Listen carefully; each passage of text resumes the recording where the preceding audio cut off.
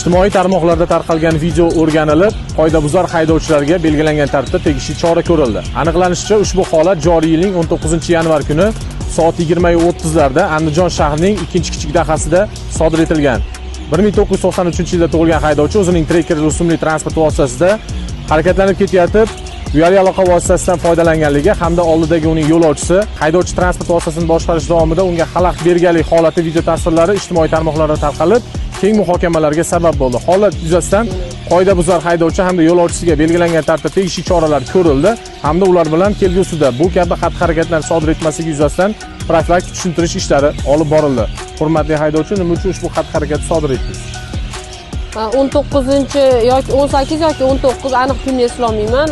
Ijtimoiy tarmoqda o'zimiz videoga olib o'rtog'im bilan shu pozitivni chiqqani uchun Instagramga qo'yishga qaror qilib qo'ydik. Mana уже 9-10 kun o'tdi oradan Telegram kanalga tarqatishib yuboribdi. Iqbol aka degan odamni jiyani deb bir narsalar deb yozishgan, lekin men Iqbol akani birinchi marta ko'rib turibman. Endi ko'rdim. Bu odamni umuman tanimayman ham. Lekin o'zimni qilgan huquqbuzarlik ishim uchun qonuniy chora ko'rildi. Biz qilgan aybimizni tushunib yetdik. Boshqa bu holat takrorlanmaydi.